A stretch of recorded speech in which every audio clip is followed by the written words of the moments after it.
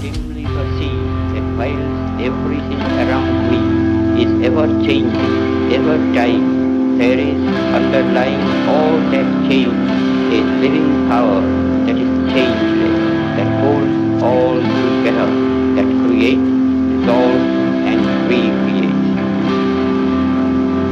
That informing power or spirit is God, and since nothing else that I see merely with senses can or will persist, He alone is.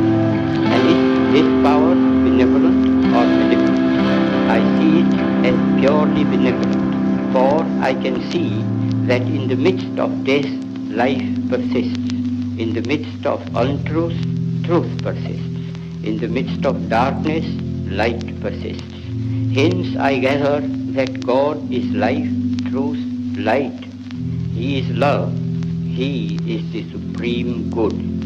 But He is no God who merely satisfies the intellect, if He ever does. God, to be God, must rule the heart and transform it. He must express Himself in every smallest act of His votary. It is proved not by extraneous evidence, but in the transformed conduct and character of those who have felt the real presence of God within. To reject this evidence is to deny oneself.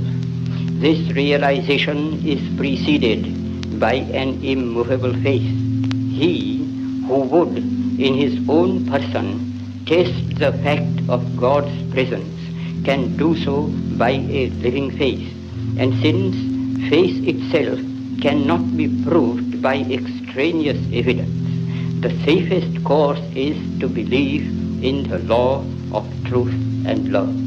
Exercise of faith will be the safest where there is a clear determination, summarily, to reject all that is contrary to truth and love. I confess that I have no argument to convince through reason. Faith transcends reason. All I can advise is not to attempt the impossible.